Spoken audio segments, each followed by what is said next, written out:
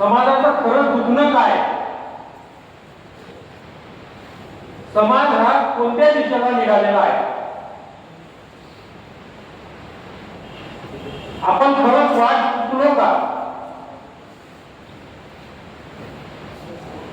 या अण्णासाहेबांनी ज्या आपल्याला वाटेवर चालण्यासाठी आपल्याला सांगितलं होतं, ती वाट खरंच आज आपण त्या वाटेवर आहोत का याचा विचार समाज करायला तयार नाही. अर्थकारण बदललं, ते अर्थकारण बदललं असेल तर ते दुधाच्या व्यवसायामध्ये महिलांना काम दिलं. घरपरत डेअरी होती, घरपरत दुधाच्या हे होतं, दूध व्यवसाय होता, महिलांना आर्थिक सक्षम करण्यात आलं. त्याच्यानंतर समाज सुद्धा चालू केला पाहिजे.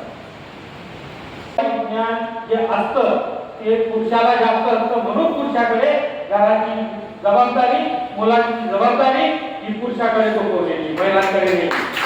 जेव्हा तुम्ही एखाद्या लग्नामध्ये 2000 लोक बोलवता, त्या 2000 मध्ये तुमचे किती आहेत हे तुम्हाला किती माहिती सांगा.